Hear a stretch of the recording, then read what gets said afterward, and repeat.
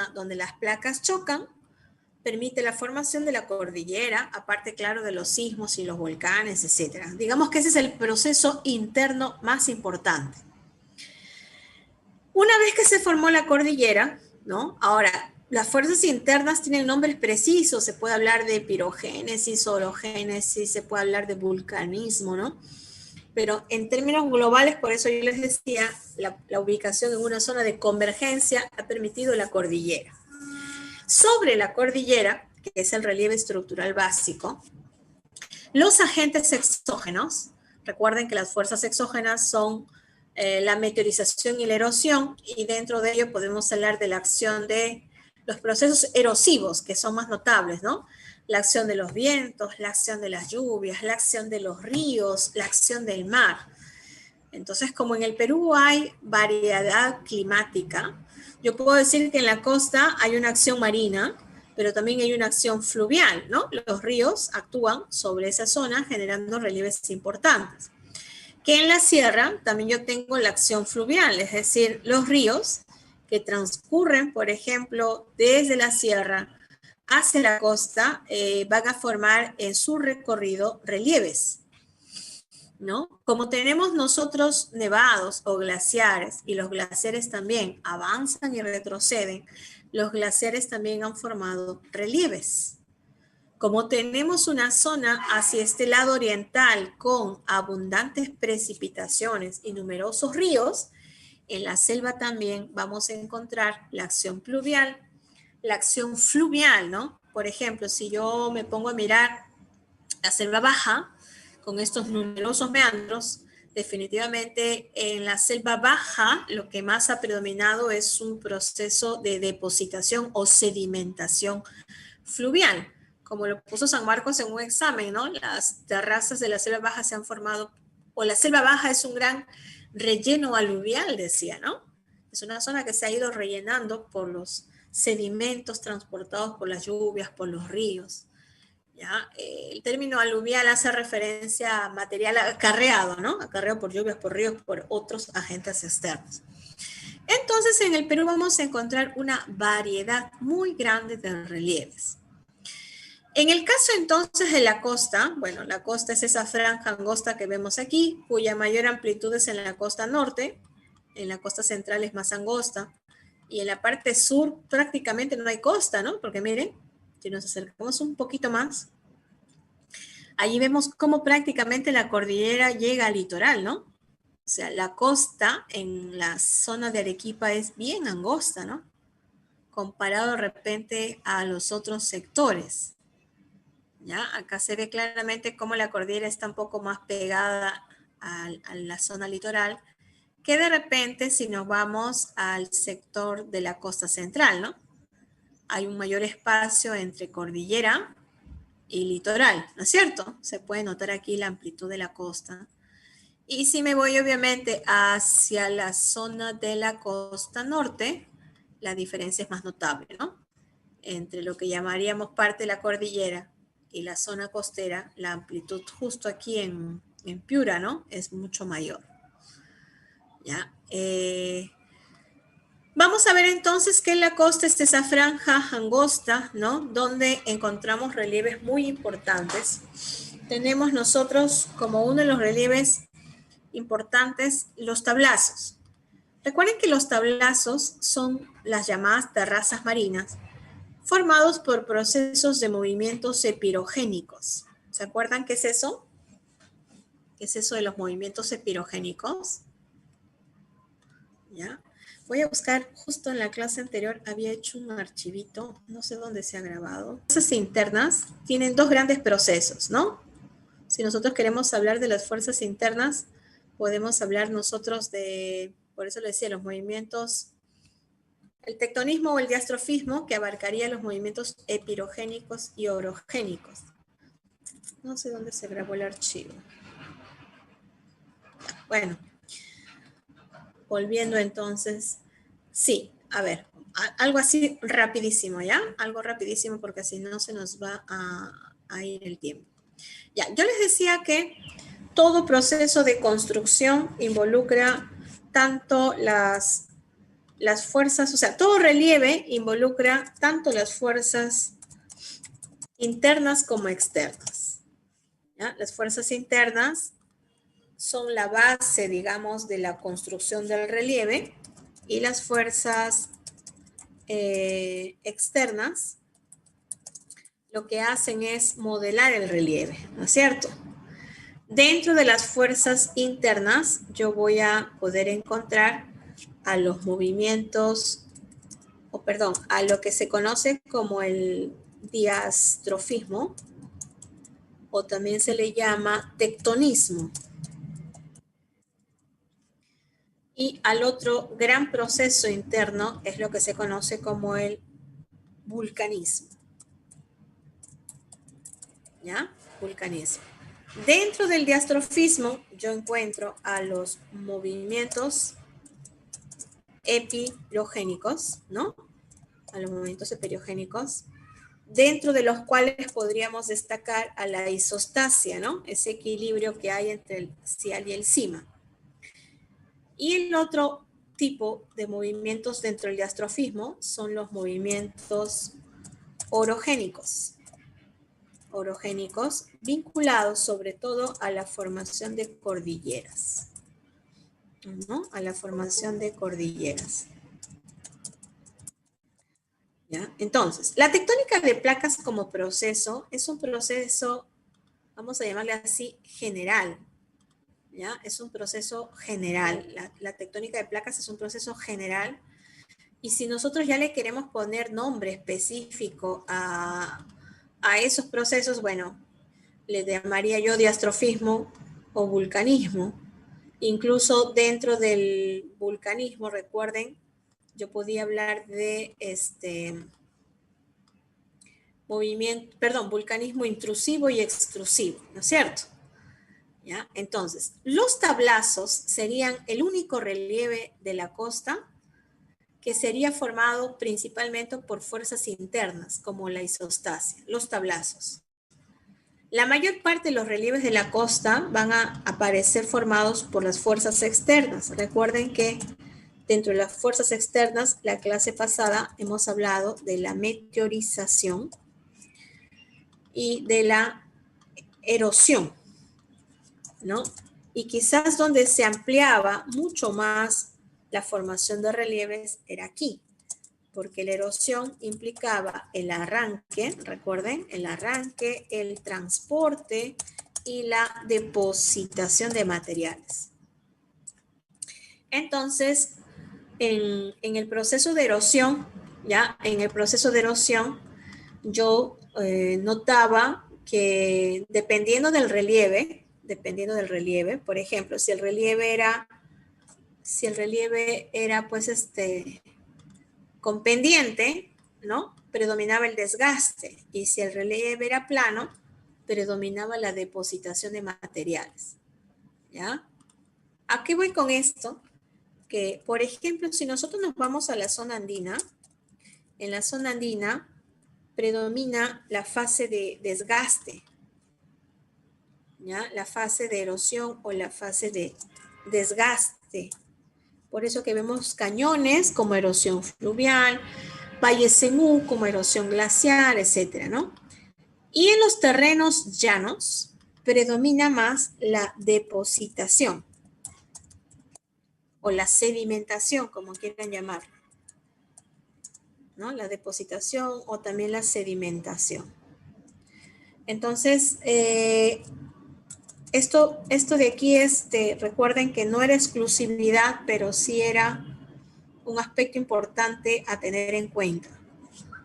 ¿Ya? Un aspecto importante a tener en cuenta. Ya, entonces, vamos a encontrar nosotros que todo relieve es resultado de la combinación de los dos, de las fuerzas internas y de las fuerzas externas. En algunos relieves va a predominar un proceso interno y en otros más los procesos externos. La mayoría de los relieves que nosotros vemos son obviamente evidencia de cómo estos agentes erosivos van a formar relieves. ¿Ya? Entonces, en el Perú hay de todo un poco. Hay vulcanismo, diastrofismo, movimiento pirogénico, orogénico, hay meteorización mecánica, física, química, hay erosión. O sea, todos esos son procesos geológicos, ¿no? De todas maneras, en un relieve predomina alguno de estos procesos. Como estamos centrándonos en geomorfología de la costa, ¿no? En este momento, o la geomorfología en general, ya hemos dicho hace un rato, el relieve principal estructural en el Perú es la cordillera de los Andes. Sobre esa cordillera se van a plasmar muchos de los relieves que nosotros estamos viendo formados por las fuerzas exógenas. ¿Ya? Ahora, tenemos entonces aquí el caso de los tablazos. Ya, sí, tienes razón, Julius, la erosión es el desgaste y la sedimentación es cuando se deposita en otro lugar, ¿no? Todo este proceso también se puede llamar, de hecho, erosión como fuerzas exógenas, porque la erosión como concepción más amplia implica arranque, transporte y depositación.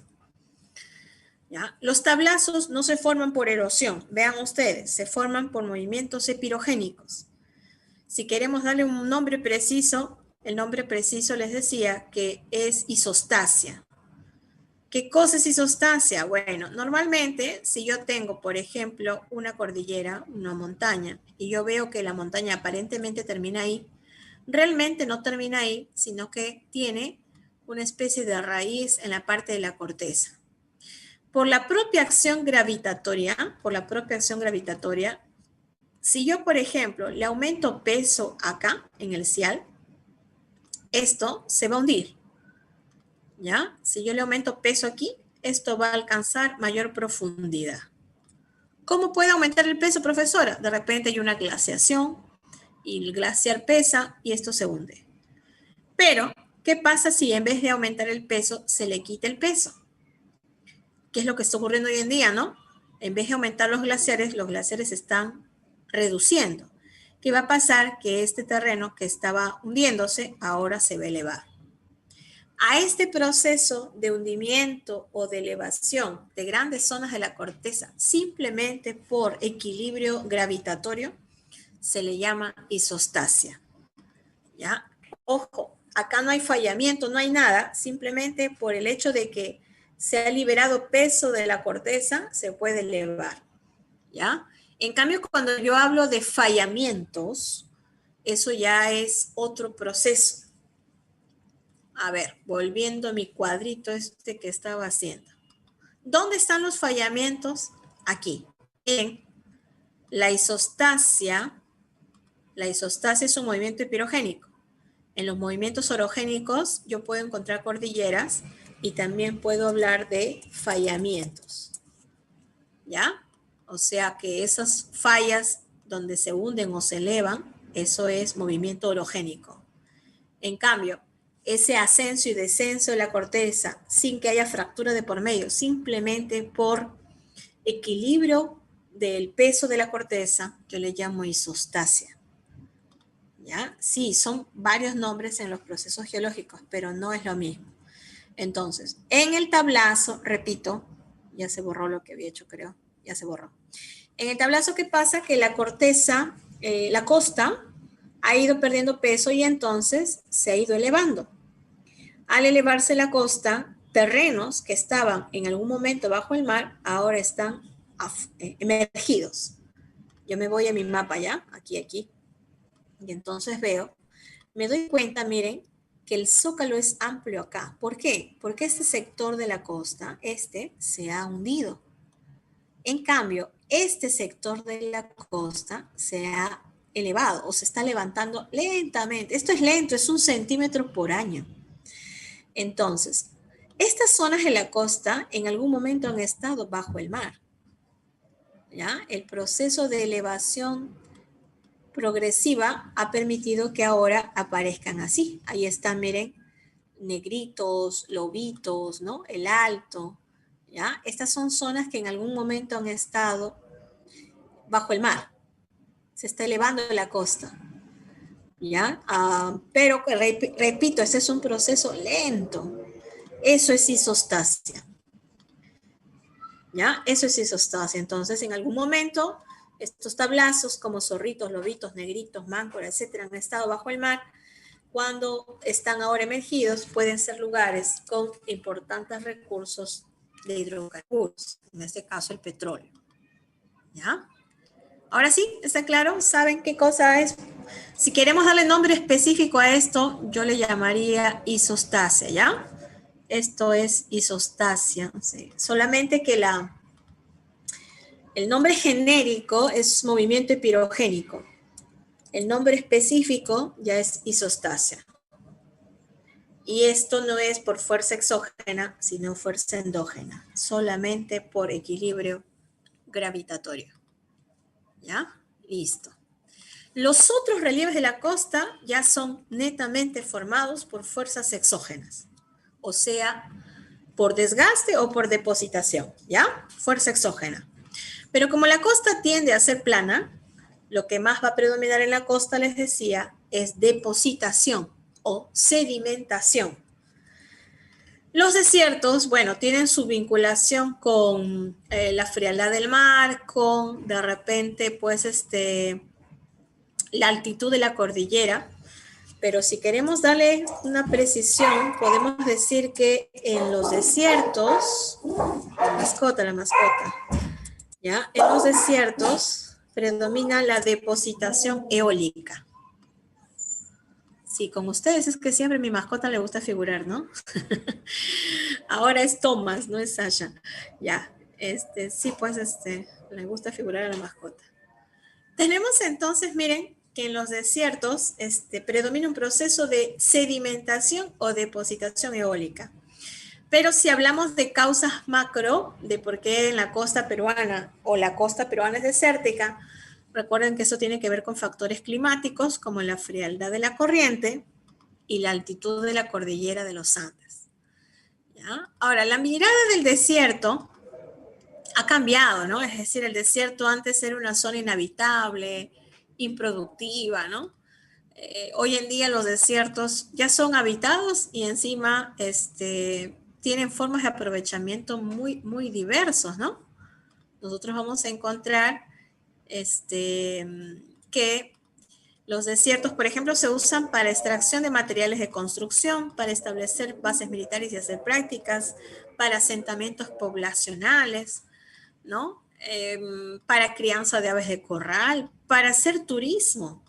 ¿Ya? Por ejemplo, acá están las dunas en el desierto de Sechura, que es el más extenso que tenemos. Y esta es una imagen de la laguna de la Huacachina. ¿Dónde está la Huacachina? ¿Dónde está la laguna de la Huacachina? En Ica, ¿no? Entonces, si nosotros, miren, nos vamos a nuestro paseo virtual, entonces un paseo virtual, ¿ya? Porque presencial no se puede. Ahí está. Podemos ver claramente acá Ica. Ica es una ciudad que está, bueno, a las orillas del valle del Ica. Y acá ustedes pueden notar, por ejemplo, a la laguna de la Huacachina. Ahí está, ¿no? La laguna de la Huacachina está rodeado de dunas. Miren, acá se ve claramente la forma de media luna de las dunas. Entonces, el paseo turístico implica conocer Ica, conocer la laguna de la Huacachina, que es un oasis, y hacer recorrido por las dunas. Ya las dunas han ido perdiendo forma, porque también, bueno, tanto carrito arenero le cambian la forma, ¿no? Pero la forma original es esto, ¿no? Las formas de media lunas, típica, pues, de las zonas desérticas. Sí, practican el sandboarding, y de hecho, pues es uno de las zonas más turísticas, ¿ya? Ahora, miren, la Huacachina no es el único oasis, ¿ah? Por acá hay otro, acá se ve otro, ¿no? Otro oasis. Claro que no tiene la extensión de la Huacachina en cuanto a laguna de repente. Pero los oasis existen porque hay filtraciones de agua subterránea. Si se dan cuenta, acá se ve mejor, este es el valle, ¿ya? Y de todas maneras, estos oasis están relativamente cerca al valle. Ahora, ¿están en el desierto? Sí, el desierto, esto es arena, completamente arena, ¿no? Ahora, si nosotros nos vamos, por ejemplo, a un desierto muy poblado, tendríamos que irnos a Lima. Y en Lima, nosotros tenemos que el crecimiento urbano es tal que la zona, por ejemplo, de Ventanilla, la zona de Mi Perú, Pachacútec, Es una zona densamente poblada y si nos damos cuenta es netamente desierto. Es arena, ¿no? Por donde lo mires. ¿Ya? Igual ocurre con el desierto de Ancón. Ancón está aquí, tú ves Ancón, arena, desierto, y es un desierto muy poblado, ¿no? Es un desierto poblado. Entonces, ya los desiertos, por eso les decía, dejaron de ser espacios no habitables, ¿no? Claro que es difícil, ¿no? El acceso al agua y todo lo demás.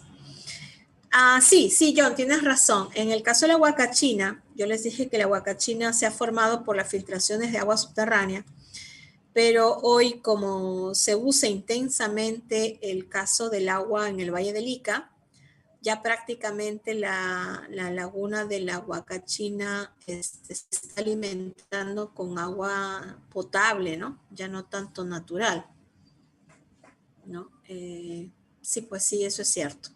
¿Y por qué lo siguen alimentando? Porque de paso mantienen una fuente de ingresos, ¿no? Es una zona turística. Hay restaurantes, hoteles, hospedajes ahí, ¿no? ¿Ya? Entonces, el desierto más extenso que tenemos nosotros es Sechura, en Piura, justo en la parte más amplia de la costa. Pero hay desiertos a lo largo de la costa peruana por las condiciones que hemos señalado. Sin duda, los relieves más importantes en la costa son los valles, y vamos a verlos de manera frecuente en sierra y en selva. O sea, hay valles en la costa, hay valles en la sierra, valles en la selva. ¿Qué cambia?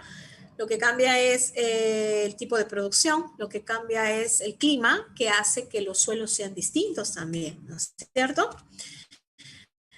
Bueno, en la costa son los llamados conos deyectivos, o también llamados conos de deyección, de ubicación transversal, ¿no? El tipo de suelo es el suelo fluviosólico. Entonces, si yo voy a mirar los valles de la costa, este es un valle no muy común. Si se dan cuenta, este no es un cono deyectivo. Este es un valle interior, está bien lejos de la costa, ¿no? Este es el río Ica. Recuerden que el río Ica es un río arreico, a veces llega al mar, a veces no. Y entonces el valle del Ica es un valle interior. Pero la mayoría de los valles, por ejemplo, este es Pisco, este es un cono deyectivo, esto es Chincha, y aquí ustedes pueden ver al río, ¿no es cierto? Al río, y todo lo demás es el cono deyectivo. Si seguimos yéndonos hacia el norte igual, ¿no? ¿Ya? Acá vamos a encontrar ríos que forman conos deyectivos. De repente donde no vemos esto es en el caso del Rímac, porque el cono deyectivo ya dejó de verse, está poblado, ¿no? Pero en los demás lugares sí, uno puede ver el río y el cono deyectivo en la zona donde se destina la producción agrícola, ¿no? Los valles de la costa son transversales, cortan a la costa, son los típicos conos de deyección y son los que se destinan a una agricultura intensiva, ¿no es cierto? Tenemos el valle más grande de la costa, que es el Valle del Majes, el Rímac, que es el más poblado, el Ica, que es un valle interior, pero ¿cuántos valles habían en la costa? Cada uno de los ríos forma un valle, ¿no? Estamos hablando de más de 53 valles en la zona costera. Aquí entonces teníamos una agricultura intensiva. ¿Qué se le llamaba agricultura intensiva? ¿Cuándo se llamaba agricultura intensiva, chicos? Claro, cuando se destinaba a la exportación o a la industria, entonces esta agricultura cuenta con capitales, infraestructura, maquinarias, irrigación, ¿no es cierto? Claro, claro. Justo, miren, a finalizar el año 2020 teníamos una huelga, ¿no? Habían tomado los agricultores la Panamericana en la zona de Ica.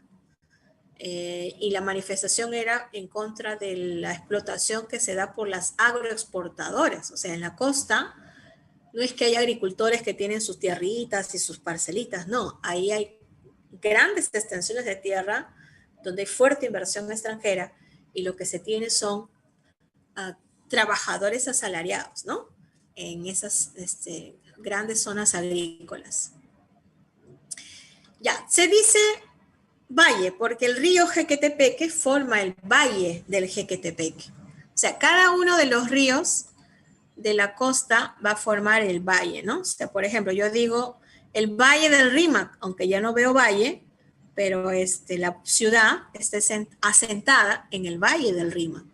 El río no es solamente el valle, porque el río Rímac nace desde el Ticlo, desde aquí, y sigue todo un recorrido. Este es el valle costero del Rímac. Igual, ¿no?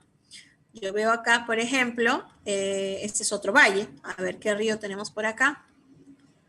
Ay, que aparezca el nombre, no aparece. Me va a demorar. Ahí está, el río Pativilca. ¿Ya? El río Pativilca forma el valle del mismo nombre, pero el río viene desde la zona andina. ¿Ya? Entonces, no es lo mismo decir río que valle, pero todo río que cruza desde la cordillera y llega a la costa forma un valle, por lo general, ¿no? Entonces, sí tiene relación. Claro, el Valle del Majes está formado por el río Majes en la zona de Arequipa, y así vamos a encontrar varios. El otro relieve importantísimo en la costa son las pampas. Recuerden que las pampas son terrenos también fértiles, ¿ya? En las pampas y en los valles encontramos un material similar a depósitos fluviales y aluviales. Acá se ha puesto sedimentación fluvial, que es lo que más predomina, pero en un valle también hay material aluvial. Lo que pasa es que el término aluvial es más genérico. Puede abarcar material acarreado por lluvias, material acarreado por el viento incluso y por los ríos. La gran diferencia entre la pampa y el valle es que en la pampa no hay agua, no está el curso de agua presente. Por eso es que para que una pampa pueda ser productiva, se tiene que invertir en infraestructura de irrigación. Es el caso de Chavimochic, Chinecas, Imperial y Cañete, ¿no? Olmos mismo, Olmos es la pampa más grande de la costa y en Olmos hay un proyecto de irrigación. El proyecto Chavimochic, por ejemplo, irriga valles y pampas, porque la pampa a veces está entre un valle y otro. ¿Ya? Miren, vamos a ir a Chavimochic para que un poquito lo veamos. Ya, aquí está la zona de Chimbote y acá está Santa, el río Santa. Ustedes saben que el proyecto Chavimochic utiliza las aguas del Santa, que son derivadas y son llevadas hacia la libertad. Chavimochic significa chao, Virú, donde está la ciudad de Trujillo, es el río Moche, ¿ya? Este es el río Moche, y acá tenemos al valle del Chicama, ¿ya? Este es el Chicama. O sea que el proyecto Chavimochic implicaría llevar aguas, miren, desde el Santa, ¿ya? Si lo queremos graficar allí, van a llevar aguas desde esta zona, pasando por el Chao, Virú, Moche y Chicama. En ese trayecto se utiliza para el valle mismo, pero también a la pampa. Normalmente a veces entre el río Moche y el río Chao hay pampa. Entre este río Santa y el río, la zona del Chao, acá hay pampa. ¿Ya? Por ejemplo, vamos a ampliar ya para que lo vean ahí un poquito más, pero dense la idea del proyecto, la magnitud que tiene Chavimochic, ¿eh? Es uno de los proyectos agrícolas más grandes que tenemos. Entonces, por ejemplo, yo me voy a acercar un poquito más aquí y puedo notar, este es el valle, ¿no? Esta es la zona donde está la zona directamente agrícola, pero acá, esta es una zona de pampa, ¿no? Tú no ves ninguna corriente de agua. Si te acercas más, aquí tú puedes ver el canal de irrigación que se ha construido. Estos son canales de irrigación, miren, ahí está. Canales de irrigación para poder utilizar el agua en la producción agrícola aquí. Pero no hay un río que atraviese este terreno. ¿Ya? Eso es lo que ocurre, ¿no? En la zona de, bueno, ese es el Chao. Igual aquí, miren, entre el Chao y Virú. Este es el río, acá no hay río. ¿Ya? Pero acá se ha irrigado los canales de irrigación. Este es el canal, miren. Va a aprovechar el agua para irrigarlo. Sí se logra ver, ¿no? Cómo el canal de regadío está construido por toda esta zona para poder aprovechar al máximo el agua en un área que aparentemente parecía no productiva. Entonces, las pampas a veces están entre valle y valle, lo que demuestra que en la pampa hay material aluvial, fluvial también, que es fértil, solo que le falta agua, ¿no? Y así vamos a encontrar en las partes también de la zona de la Esperanza, por ejemplo. ¿Ya? Entonces, si nos vamos nosotros a Olmos, por aquí, ya vamos a encontrar también una situación similar. Aparentemente no hay nada, pero si nos acercamos más, podemos ver el proceso de irrigación, ¿no? Que se puede hacer en la zona. A veces se derivan aguas de los ríos y a veces se hacen proyectos con canalizaciones. Entonces, la Pampa en general es una zona de ampliación de la frontera agrícola, ¿no?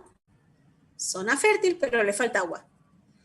¿Ya? El material del valle y la Pampa se parece, solamente que el suelo en los valles es un poco más joven porque el río está acarreando material. En la Pampa ya no, está el suelo allí y luego se irriga para poder ser productivo. Ya, ¿cuál es más productivo ahorita? Los valles. Entre valle y Pampa, el valle es más productivo porque el productivo es en cuanto a uso. Ahora, los dos se usan para exportación, pero si yo contabilizo la cantidad de hectáreas en uso entre valles y pampas, hoy en día son los valles los que más representan en proporción de uso del suelo, ¿no? ¿Cuáles zonas son con potencial agrícola? Como el término potencial es uso futuro, ahí se podría hablar de las pampas. Todavía hay pampas que faltan irrigar, ¿no? Para aumentar la producción. ¿Ya? Entonces, estos dos relieves serían los más importantes para la agricultura intensiva. Y bueno, se está ampliando la frontera agrícola en las pampas, sobre todo. Tenemos luego el relieve andino. De la zona andina, acá se han destacado dos relieves también. Ojo, en la sierra vamos a encontrar que como el terreno es con pendiente, fluvial es río, aluvial es más general. El término aluvial abarcaría ríos y abarcaría lluvias y hasta vientos. O sea, lo que tú ves en una pampa, por eso les decía, ¿no? Si tú vieras una pampa y en esa pampa no hubiera riego, ¿no? Nos vamos otra vez al caso del Chao, ¿ya?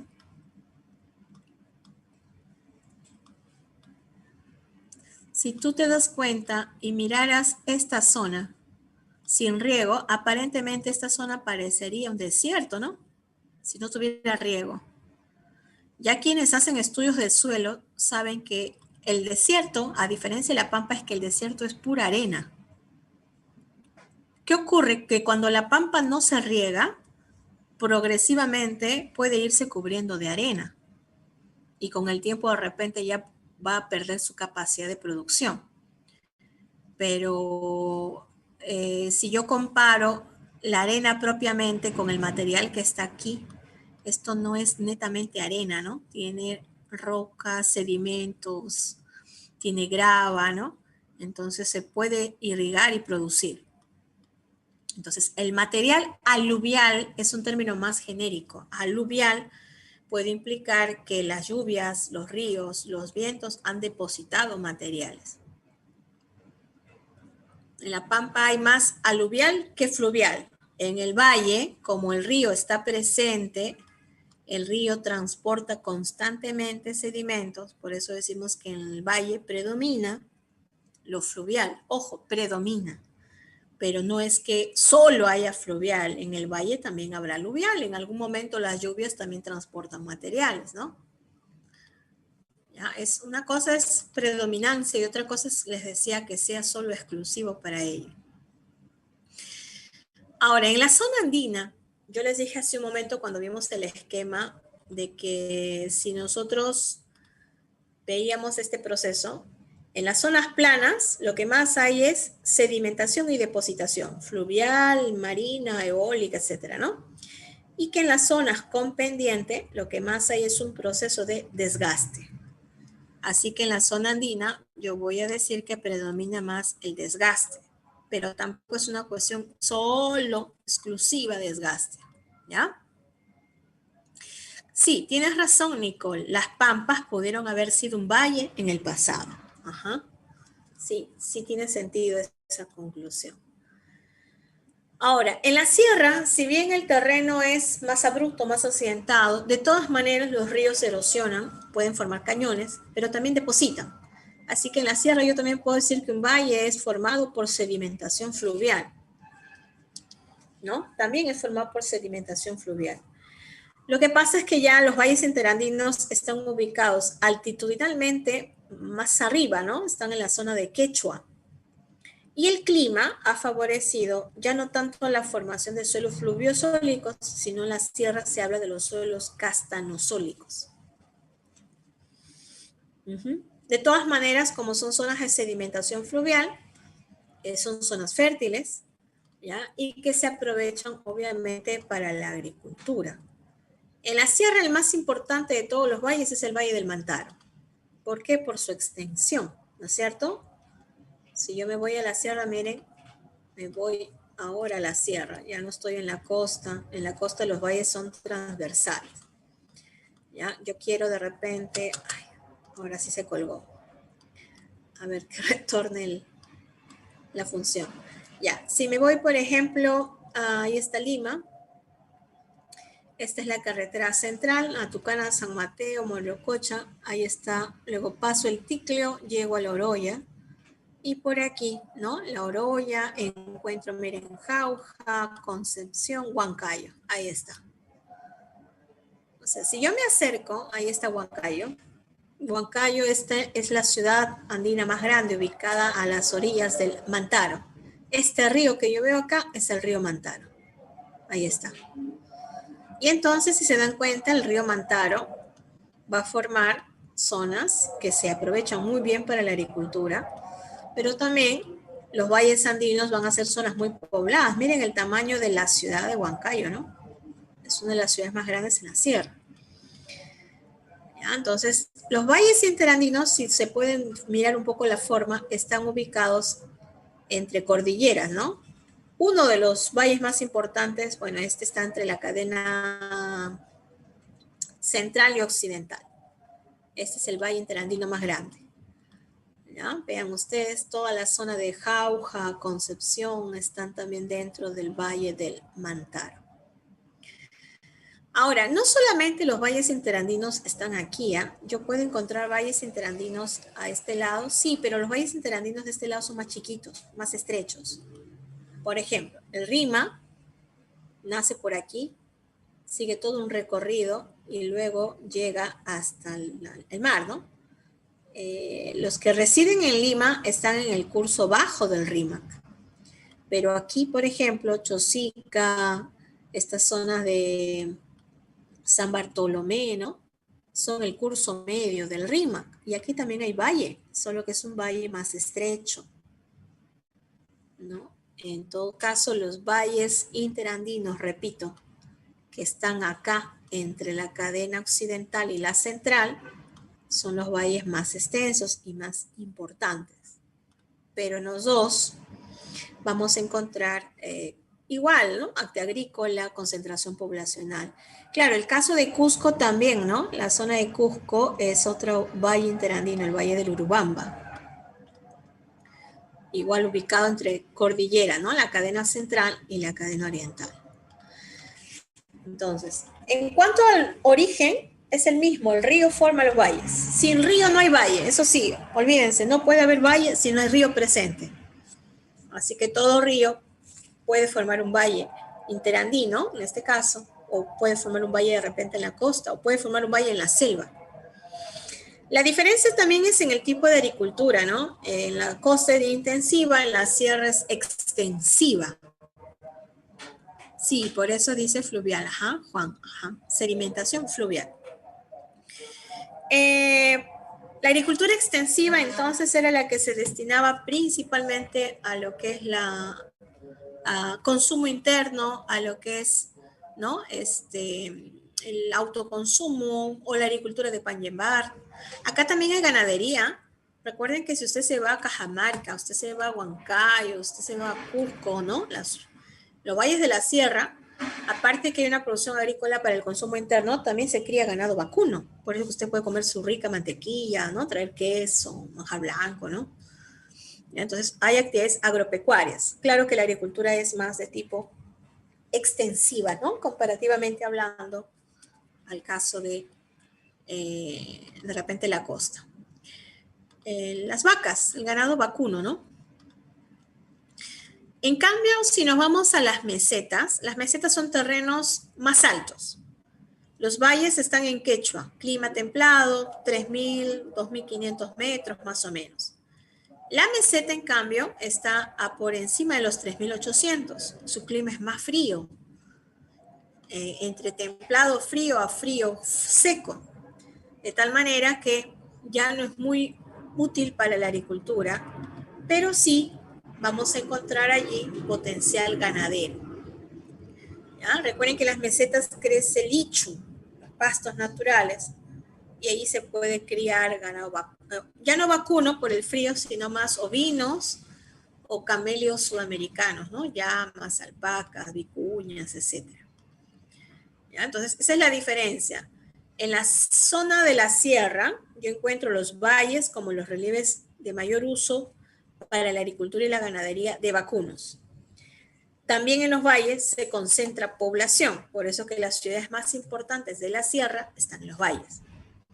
En la meseta, como es un poco más alta, es la altipampa, el altiplano, el frío es mayor, ya la agricultura es más limitada, y por lo general estamos hablando más de una ganadería.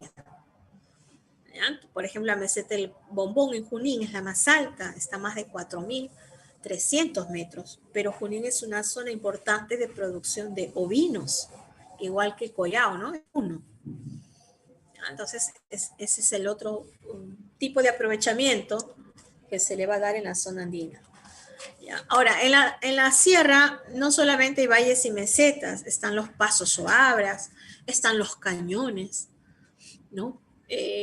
Y que van a ser parte del proceso de la formación del relieve propiamente dicho, ¿no? Por ejemplo, si yo hablo del RIMAC, el RIMAC nace por acá, ¿no?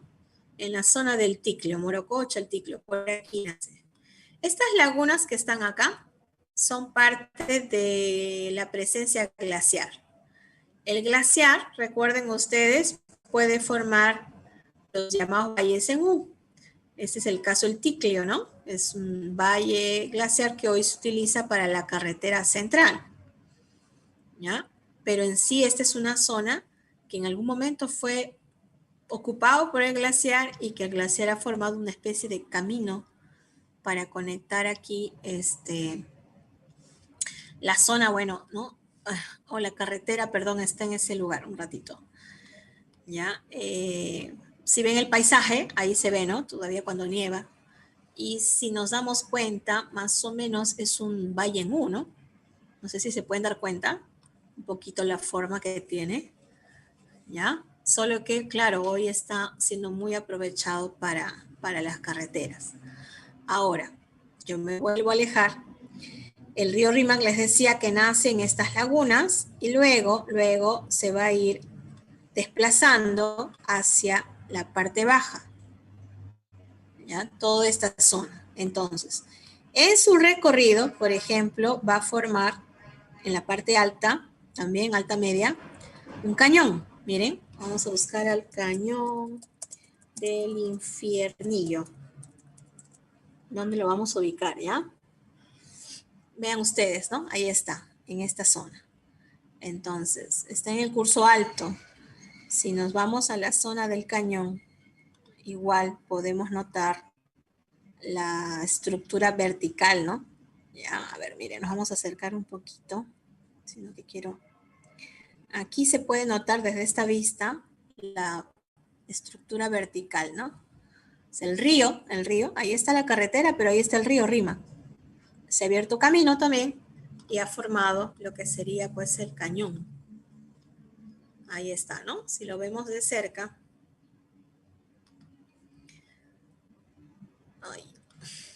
Ahí están las paredes verticales En la carretera central, miren, la carretera central aprovecha muy bien todo el camino del Rímac.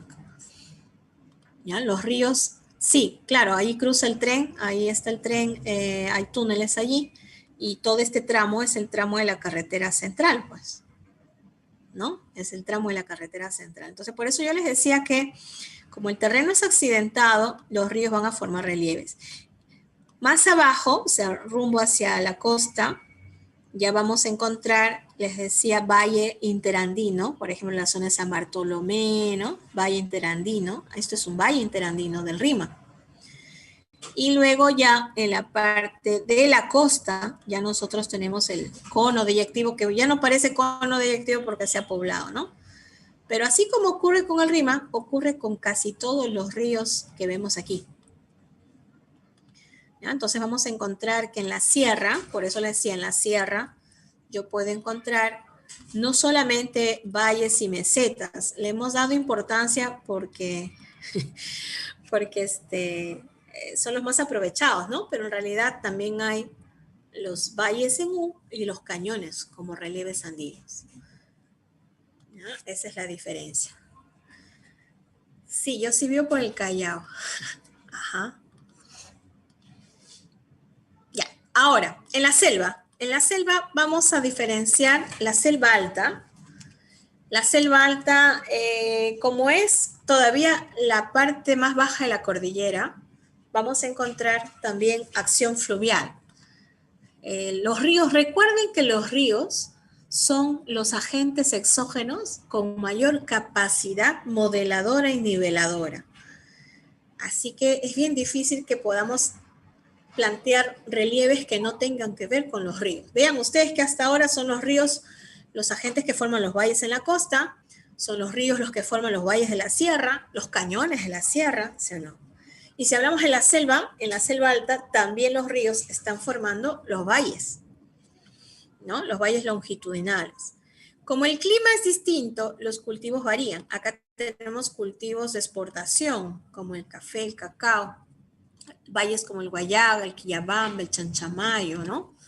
Aquí también vamos a encontrar una agricultura intensiva. El Guayaga, miren, vamos a irnos al mapita, nuestro paseo virtual. El Guayaga es el valle amazónico más extenso, ¿no?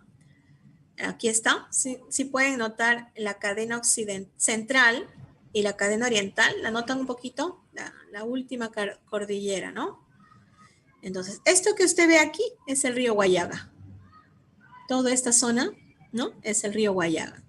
Miren cómo se aprovecha para hacer carreteras a las orillas del río, ¿no? Ya, hay que aprovechar, porque si el río se está abriendo camino entre las cordilleras, entonces hay que aprovechar para ahí utilizar para hacer carreteras. Ya. Este es el valle del Guayaga, es el valle más extenso, ¿no? El Guayaga, por ejemplo, recorre toda esta zona. Aquí se cultiva, en algún momento fueron valles cocaleros, hoy día, bueno, ya hay más cultivos de caña de azúcar, palma aceitera, ¿no? Entonces, toda esta zona de Tocache, Uchiza, ¿no? Seguramente han escuchado ustedes esa canción de Miki González, bueno, no, ustedes son de otra generación, pero vamos a Tocache. Hacía referencia un poco de que en el tiempo de los 80s, donde habían los valles cocaleros, esto era tierra de nadie, ¿no? Claro, hoy ya no hay esas condiciones en el Valle del Guayaga, pero sigue siendo el valle más extenso de la costa, ¿no? Perdón, de la selva alta. ¿Qué se siembra ahí? Ya les he dicho, café, cacao, tabaco. También sigue habiendo coca seguramente, pero no está concentrado mucho en eso. Hay palma aceitera, caña de azúcar, ¿ya? Entonces, miren, cuando el Guayaga cruza, ¿ya? Cruza la cordillera, el Guayaga cruza la cordillera, ¿no es cierto? Miren, forma Pongos, este es otro río, ¿no? Luego de que cruzan la cordillera, recién los ríos pueden formar los sinuosidades. Allá, miren, acá ve, acá es el Guayaga. El Guayaga está cruzando la cordillera. Si pueden notar, cuando el río cruza la cordillera, ¿ya? Y luego ya se va hacia la selva baja.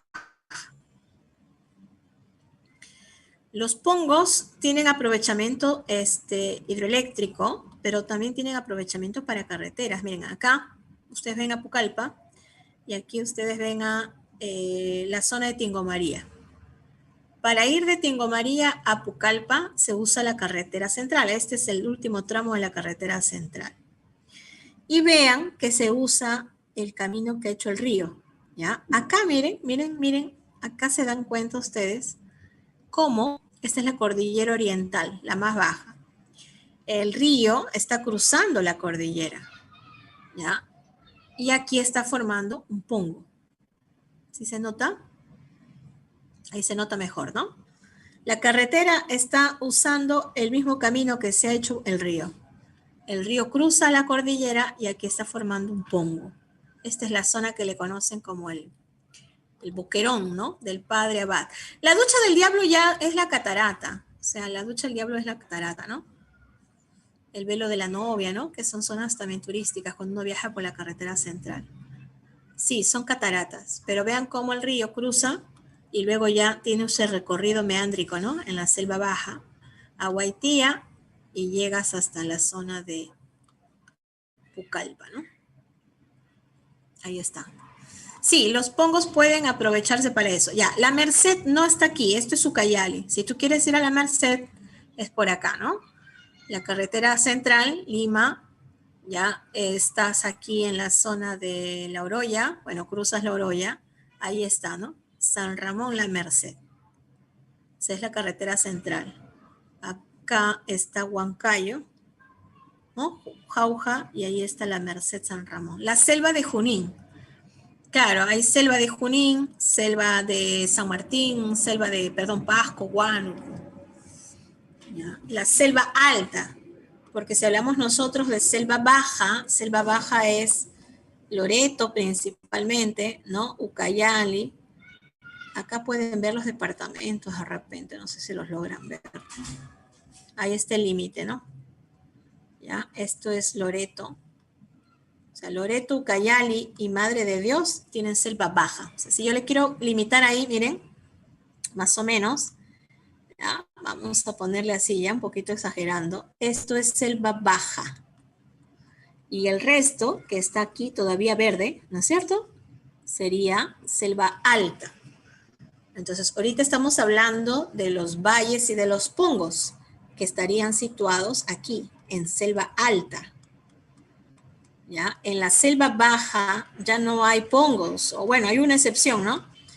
Pero como el terreno es más llano, no hay muchos relieves accidentados, sino más bien zonas planas o terrazas. ¿Ya? Con la selva sí hay que tener cuidado porque cuando uno habla de selva, no todo es llano. Hay la selva alta y la selva baja. En la selva alta estamos viendo ahorita los valles y los pongos. Y ahí se da la agricultura intensiva. Claro, claro. Si estamos hablando de la selva alta, valles, en los valles se da la agricultura intensiva, selva alta. Los pongos también son de la selva alta, excepto uno, el pongo de Orellana, es el único pongo que está en la selva baja, pero los demás son de la selva alta, ¿no? Entonces pueden usarse para aprovechamiento hidroeléctrico y en algunos casos para la construcción de carreteras. ¿Ya? Ojo, selva alta. En la selva baja tenemos esto, ¿no? Como los ríos han ido transportando y depositando materiales, lo que más encontramos en la selva baja son terrazas. Recuerden que los tablazos eran terrazas, pero terrazas marinas. Terraza es esto, este terreno escalonado es terraza. Solo que acá se le llaman terrazas fluviales. En orden de altitud sería comenzar por la Tahuampa, luego la Restinga, luego los Altos. La Tahuampa es la más baja y como está allí más baja es la zona inundable todo el tiempo, ¿no? Ahí predominan las aguas de poco drenaje, aguas pantanosas, ahí donde crece el aguaje, la tagua, el cetico. ¿Ya? La Restinga, en cambio, es una zona un poquito más elevada, por consiguiente la Restinga se inunda, pero solo en verano. En épocas donde el caudal del río decrece, se puede utilizar para la agricultura, ¿ya? Para sembrar frijol, payares, yuca, ¿no? Ajíes, frutas, etc. Y luego están los altos. Digamos que si yo acá en este esquema le quisiera colocar un nivel de inundación, diría que hasta aquí llega el agua, ¿no? En épocas de verano, cuando el río crece, se inunda hasta la restinga. Pero el alto ya no se inunda, el filo menos. Por eso se dice que los altos son terrazas no inundables. Y son los lugares, como no se inundan, son los lugares donde se asienta la población. Agricultura estacional, ¿por qué? Cuando el agua está aquí, miren, hasta la restinga, yo no puedo sembrar nada, pues. Tengo que esperar que reduzca el caudal, que esté libre de inundación y recién allí puedo sembrar. Por eso se habla de agricultura estacional. No es todo el tiempo. En cambio acá en el Alto, si es que hubiera agricultura, que también hay, acá habría una agricultura permanente. En cambio acá no, porque se inunda en cierta época del año. Por eso se habla de una agricultura estacional. Solo que la agricultura de las terrazas de la selva baja no son para exportación, pues. Esta agricultura es de autoconsumo, ¿no es cierto? Los filos ya no son terrazas, son como cerros, la parte más baja, ¿no? De la zona andina que llega a la selva. Y entonces, bueno, son espacios que a veces se utilizan para población también, ¿no? Pero las ciudades principalmente están en los altos. ¿Ya? Entonces, Tahuampa se inunda siempre, la Restinga se inunda en época de verano y los altos y los filos no se inundan. No se inundan. Ya. Ahora, en esta zona de la selva baja también encontramos a los barriales o los barrizales, que son también las llamadas playas fluviales. Los barrizales se van a formar por la misma acción del río, ¿no? O sea, el río forma este recorrido sinuoso que se llaman los meandros. Pero este propio recorrido sinuoso genera orillas convexas, ¿no? Esa es la orilla convexa, donde se deposita el material. A esta zona se le llama barrizal o barrial o playa fluvial, ¿no? El término general es playa fluvial, ya, pero el término a veces conocido por los pobladores es barrizal. Y allí se cultiva arroz, por ejemplo, ¿no? Entonces, ¿se utiliza para la agricultura el barrizal? Sí, porque como es material fluvial, es un material fértil. Cuando usted ve sedimentación fluvial, puede asociarlo. Ah, ya, suelos fértiles, aprovechamiento agrícola, sí. La limitación que tiene el barrizal es que puede inundarse cuando crezca el caudal del río, ¿no? Entonces también acá hay una agricultura estacional, como en la Restinga, es una agricultura estacional. Pero se aprovechan para la agricultura de autoconsumo, ¿no? Igual, no es una agricultura de exportación. ¿Qué cosas son las cochas? Las cochas son las lagunas, ya. Miren, vamos a verlo aquí en el mapa mejor, ¿ya? Yo me voy al río Ucayali. Este que usted ve acá es el río Ucayali y hay una cantidad de meandros. Si me voy acercando, veo que estos meandros van a evolucionar, ¿no? ¿Ya? Van a ir cambiando de curso y pueden dejar lagunas aisladas. Esas lagunas en forma de herradura que quedan aisladas por el propio río meándrico se llaman cochas o tipixcas. ¿Sí? Entonces las tipixcas son lagunas que quedan como remanentes de un antiguo meandro, ¿no? Por acá pasaba el río, pero con el tiempo el río cambió de curso y dejó, miren, las de herradura. Se nota clarita la forma.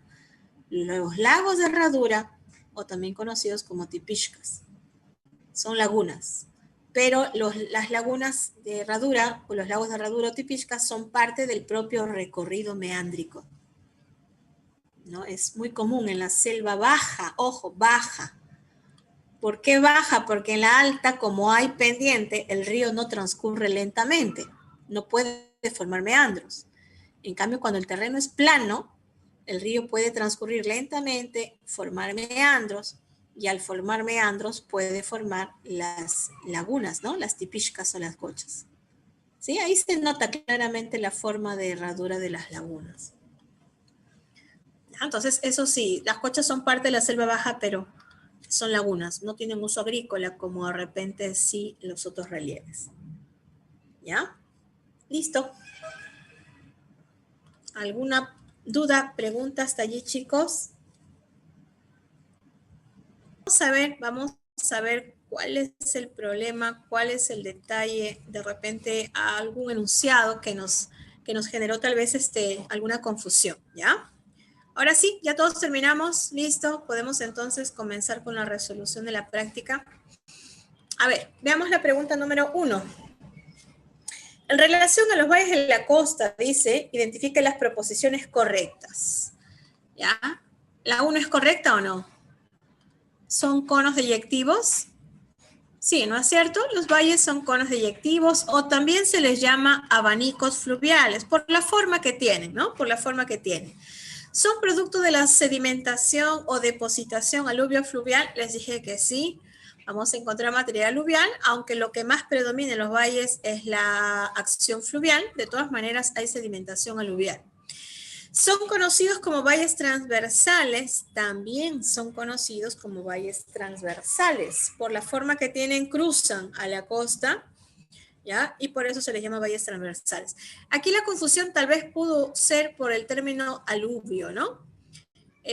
Ya les mencionaba por eso que el concepto de aluvial es un concepto más genérico. Yo puedo encontrar material aluvial en la pampa y en el valle.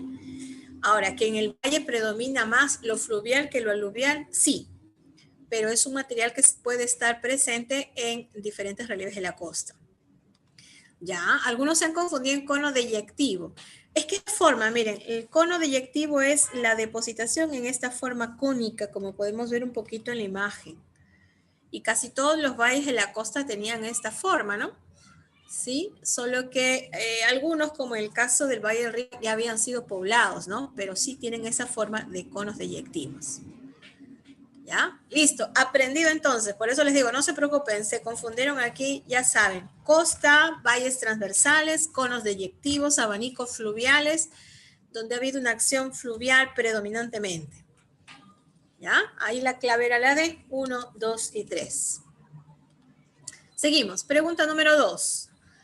Acerca de las formaciones costeras como Olmos e Imperial, dice. ¿Ya? ¿Qué cosa era Olmos?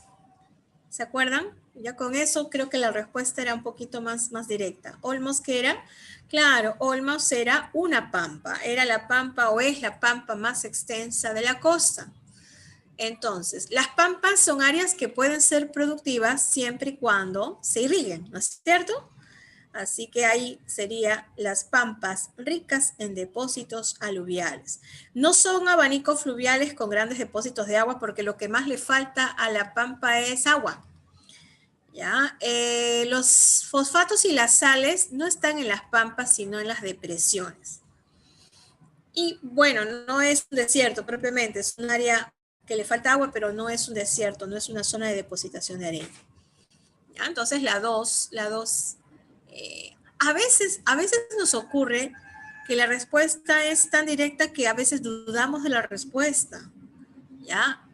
Sí, eso también nos ocurre, pero si es la respuesta, que son pampas ricas en depósitos aluviales, sí lo son. En la pampa no es fluvial, la pampa es aluvial, tiene los dos materiales. En cambio, el valle es aluvial y fluvial y tiene más fluvial, porque el río está presente. ¿Ya? Entonces ahí sería la C, pampa. Las otras no coinciden porque dice escasa productividad, zona desértica, no hay sales y fosfatos, es en las depresiones y depósitos de agua no hay en la pampa. ¿Ya? La respuesta era la C. A ver, acá hay dudas, creo. Pluvial tiene que ver con acción de las lluvias. Pluvial, recuerden que pluviómetro es el instrumento que mide la cantidad de precipitaciones. ¿Ya? Pluvial viene de precipitación o de, en este caso, lluvias. Pregunta 3. Ya, acá nos habla de que la costa ha implicado procesos geológicos diversos, internos como externos, que un poco fue la introducción que les di yo en la parte de relieves. Aquellos relieves que por su configuración son zonas de combustibles fósiles. Ajá, ¿ahí cuál era? En la 3. podrían ser dos claves, ¿no? Si es combustible fósil, son tablazos. Pero luego dice aquellos donde predomina un proceso más de acción eólica. En donde hay más acción eólica es en los desiertos, ¿ya? La respuesta era avión, tablazos y desiertos, ¿no? Si bien los desiertos en el caso peruano están vinculados a factores climáticos, lo que más vemos en un desierto es depositación de arena, ¿no? La acción eólica del viento. ¿Ya? La 3 era entonces avión. Acá no hay duda, ¿no? Ya. La pregunta número 4. El paisaje de la sierra, ya entramos a la sierra, se caracteriza por la existencia de una gran variedad de relieves. Por ello, identifique los relieves que se encuentran propiamente en la región andina. Creo que esa es la que más habían respondido sin equivocarse. A ver. Ajá. Ya, el porcentaje es menor que en el caso de las otras preguntas, ¿no es cierto? Claro, si hablamos de relieves andinos, yo les dije que estaban los cañones, por ejemplo, el Cañón del Pato, estaban los valles interandinos, el Urubamba, el Mantaro, estaban pues los pasos o abras, y también podíamos encontrar a las mesetas. ¿Ya? Entonces, la respuesta era la B. En la 4 era la B. ¿Sí? En la 4 era la B. Claro. En los demás combinaban con selva, ¿no? Miren, filos es de la selva, terrazas fluviales y pongos es de la selva. Acá había mesetas, pero luego decía altos. Los altos también son de la selva. Los únicos que eran, en todo caso, la única clave que tenía relieves propiamente andinos era la B. ¿Ya? Valles interandinos y abras. Pregunta número 5. Debido a las características geográficas del país, una provincia de la región de Huancavelica tiene una gran concentración de un recurso natural como los pastizales, ichu, lo cual el poblador del lugar lo aprovecha para dedicarse al pastoreo. Al respecto del relieve ubicado en dicha región, ¿cómo se denomina este? Bueno, yo lo primero que digo es que si tiene ichu, es una meseta, ya, pero todas las claves son mesetas, así que acá sí tendría que asociar yo con ubicación, ¿no? Ya ubicación de departamentos. Bueno, nosotros dijimos que la meseta del Bombón estaba en Junín, ¿ya? La meseta de Parinacochas está en Ayacucho, la meseta de Chumbivilcas está en Cusco, y la respuesta era la D. La meseta de Castro Virreina, que está en Huancavelica, ¿no? Acá, claro, era un poco saber de repente la ubicación por departamentos. Sí, nos han puesto ahí un poco la ubicación. Dime, Juan, ¿cuál es la observación? Es la ubicación con Huancavelica, es que acá nos dicen Huancavelica. Solo porque nos dicen Huancavelica, porque las características de todas las demás corresponden todas a mesetas. Sí, solamente es porque nos decían Huancavelica. Ajá. Ya. Sí. Listo. La 5 entonces sería la D. Seguimos. Pregunta número 6. Las mesetas en el país tienen una vegetación característica de... Bueno, ¿para qué se utilizan, no? Las mesetas, un poco era la pregunta. Sí, Viviana, tienes razón, la pregunta es un poco datera si queremos hablar de mesetas, ¿no? Y ubicación. Sobre todo porque las mesetas que más conocemos tal vez son la del Bombón en Junín, la del Collao en el caso de Puno, ¿no? Ya, acá nos están hablando de las mesetas en concreto y nos dicen qué tipo de pastos hay. En las mesetas lo que hay es ichu, ¿no es cierto? O pastizales, ya. Pero habíamos señalado que por la altitud las mesetas no son zonas agrícolas, ¿no? Sino principalmente son zonas ganaderas, ¿ya? Ganadería de ovinos, ganadería de camélidos, ahí crecen los pastizales o el ichu. En las mesetas también podemos ver los bofedales. Bueno, la pregunta no hacía referencia a los bofedales, pero un poquito para poder tener en cuenta que también en las mesetas se puede hablar de bofedales. Un bofedal es como una laguna en altura, ¿no? Es como el pantano de Villa, ¿ya? Imagínense los pantanos de Villa donde crece totora, pero está en la costa, pero en la zona de las mesetas, ¿no? Algo así es un bofedal. Claro que a nivel de cuencas, el bofedal cumple una importante función en purificar el agua también, ¿no? ¿Ya? Entonces ahí eran las 6 avión, pastizales, ganadería. Pregunta número 7. Proposiciones que se asocian a las características de las tahuampas. Ahí está. A ver, la tahuampa era el terreno que estaba allí en la parte más baja, colindando prácticamente con los ríos. ¿Ya? ¿Qué se cumple entonces en las tahuampas? ¿Se ubican en la llanura amazónica? Sí. ¿Son terrazas fluviales de inundación periódica? No. Recuerden que las que se inundaban de manera periódica eran las restingas. Las tahuampas, más bien, eran aquellas que se inundaban permanentemente.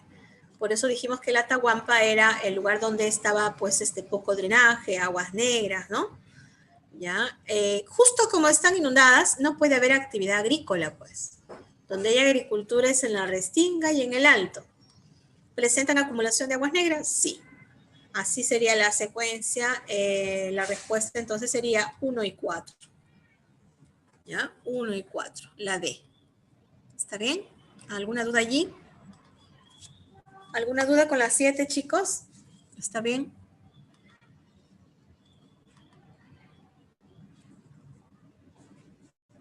Claro, porque dice de inundación periódica. La Tahuampa no es de inundación periódica, sino siempre están inundadas. La Restinga es la de inundación periódica. Es lo mismo, tahuampas o aguajales es lo mismo. También le llaman seticales, ¿ya? Aguajales, seticales o tahuampas. Es lo mismo, son las áreas permanentemente inundadas de la selva baja. Ya está. 8. Carlos, el ingeniero agrónomo, conjuntamente con sus estudiantes, viajan a la región amazónica con el objetivo de realizar diversos estudios acerca de las características de sus relieves. En conclusión, ellos logran observar e identificar que las restingas y barriales, ahora nos están hablando de otro relieve, ¿no? Las restingas y los barriales. ¿Ya? A ver, acá había alguna pregunta. Claro, ¿por qué a la selva baja le llaman la llanura amazónica por contraste, ¿no? La selva alta vendría a ser la parte de la cordillera oriental. Recuerden que en el corte transversal, cuando nosotros hacemos un corte transversal del Perú, el corte transversal es así, ¿no? La costa, la cordillera occidental, la cordillera central, la cordillera oriental y la selva baja. O la llanura amazónica, ¿no? Se le llama llanura por contraste con esta zona. O sea, si yo digo cuál es costa, ya, esto es costa, ¿no es cierto? Hasta aquí yo puedo hablar de sierra y esta cadena oriental ya es selva alta, ¿no? Esta cadena oriental es selva alta, por eso es que en la selva alta habían valles y pongos, ¿no? Y la llanura amazónica es lo que llamamos selva baja. Claro que no es completamente plana, pues aquí están las tahuampas, las restingas, terrazas fluviales, con la selva alta o la cadena oriental de los Andes, ¿ya? Ahora sí, listo. Bueno, nos hablaban entonces de los barrizales y de las, ya se me fue la idea. Ya, restingas y barrizales nos estaban señalando en esta pregunta, ¿no? ¿Cuáles se cumplen? ¿Son apropiados para el desarrollo de la agricultura permanente? No. En la selva no hay una agricultura permanente a menos que sea en el alto. Las demás son agriculturas estacionales porque se inundan, ¿no es cierto? Son áreas de aprovechamiento agrícola donde se cultiva café y cacao. ¿Dónde se cultiva café y cacao? ¿En la selva baja o en la selva alta? El café y el cacao son de la selva alta, que son cultivos de exportación, ¿no es cierto? En la selva baja no. ¿Presentan los suelos más productivos? Tampoco, porque los suelos más productivos son los de la costa. La respuesta es la D, ¿no? Son zonas cubiertas de sedimentos de un río donde puede haber aprovechamiento agrícola. Sí, justamente si tienen aprovechamiento agrícola es porque hay material fluvial. La gran particularidad es que se inundan por estaciones, por eso es que la agricultura es estacional. ¿Ya? Entonces ahí es la D. Pregunta 9. Ya, acá se está describiendo un lugar, ¿no? Dice, se encuentra situado en la región central andina del Perú, en el departamento de Junín, a una altura media de 3.200 metros sobre el nivel del mar. Está en sentido norte-sur, como una quebrada longitudinal a la cordillera cruzada en la misma dirección del río. Es una columna vertebral. Se constituye en la columna vertebral de la producción agropecuaria en la zona central andina. Por las características nos están hablando de un valle, ¿no es cierto? Es un valle. Si ya es agropecuaria, ya no es meseta ni pasos. Puede ser un valle. Acá nos quedan dos opciones. El valle del Chanchamayo y el valle del Mantaro. Los dos están en Junín, ¿eh? Pero ¿qué pasa? Que nos dicen 3.200 metros sobre el nivel del mar. Eso es sierra. La selva alta no llega a tanto. La selva alta llega a 1.500, 1.800 a lo mucho. Justo es por el corte que les mostré hace un momento, ¿no? Si yo tengo que este es el corte transversal del Perú, ya, la selva alta aquí a lo mucho se llega a 2.800. Así que si tú hablas de 2.000, 3.000, ya estás en la sierra. Así que la respuesta es el valle del Mantaro. El valle del Chanchamayo en Junín es un valle de la selva. Por las características altitudinales, estamos en Quechua. El clima es templado seco, ¿no? Y se utiliza para la agricultura y la ganadería de vacunos, sobre todo. ¿Sí? Ya, ahí ha habido el error tal vez. A ver, ¿cuál fue el error ahí? ¿Con qué se confundieron? ¿Marcaron el Valle del Chanchamayo o por la altitud marcaron meseta? ¿Cuál fue el error ahí? Ah, ya. Ya, las mesetas estaban por encima de los 3.800. Son más altas las mesetas. Recuerden que en la meseta ya no hay agricultura. Puede haber ganadería, pero no agricultura, porque como están más altas, son más frías, ¿no? El clima es más frío. Entonces, la zona agrícola por excelencia en las sierras son los valles interandinos. Los valles, bueno, acá se mencionan en el cuadro varios, ¿no? Está el Valle del Mantaro, Urubamba, Colca. El Valle del Mantaro era la respuesta. Pregunta número 10. Ya, acá les decía que hay que marcar los enunciados verdaderos, ¿no? En relación a los pongos. Ya. Un pongo era cuando el río erosionaba la cadena oriental, erosión fluvial, y se dirigía obviamente hacia la selva, ¿no? ¿Ya? Entonces, ¿son zonas con potencial agrícola? No.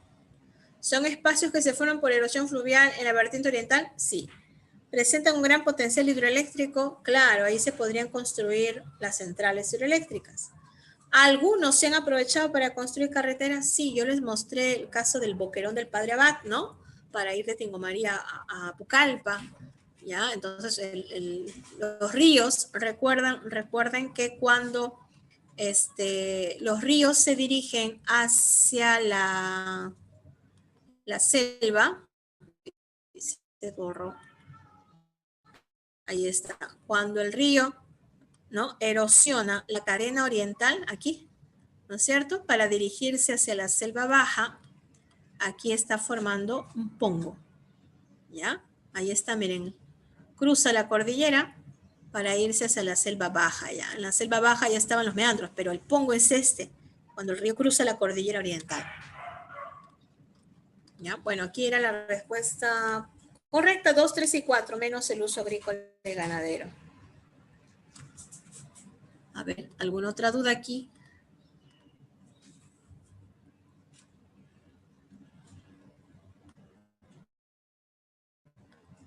A ver, la 11, pero vamos a ver la 11, ¿ya?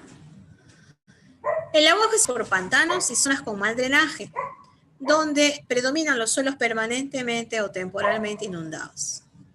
Ya, claro, pero si nos están señalando principalmente zonas por pantanos y mal drenaje, ya eso se hace referencia más a la zona de las Tahuampas. Ajá. O no inundados permanentemente, ¿no?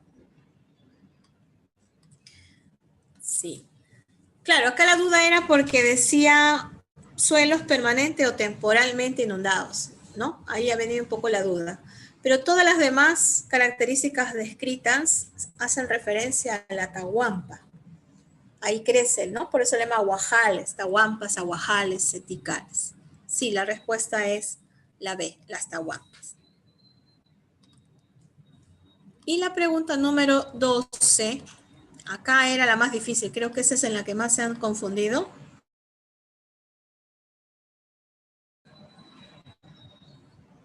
Creo que sí, ¿no? Ya, a ver. El río Guayaga forma en su curso medio, puntos suspensivos, luego cruza la cordillera. Ahí está, ¿no? Eso lo hemos visto en el mapa, pero en el mapa del Google Maps. Entonces, nos están describiendo esta parte. Este es el río Guayaga. El río Guayaga forma aquí un valle. Luego cruza la cordillera y forma aquí el Pongo de Aguirre. Y después ya está en la selva baja, pues, ¿no? Entonces, acá nos describía qué cosa es lo que forma. En su curso medio puede formar el Valle del Guayaga, ¿no? Un desplazamiento sur-norte forma el valle. En su curso medio ahí está el valle. Y luego ya va a cruzar la cadena oriental formando el Pongo de Aguirre. ¿Sí? A ver, acá cuál era la confusión. Lo que pasa es que no puedo ver. Ya. Sí, sí es un valle longitudinal, lo otro es un pongo, el Pongo de Aguirre.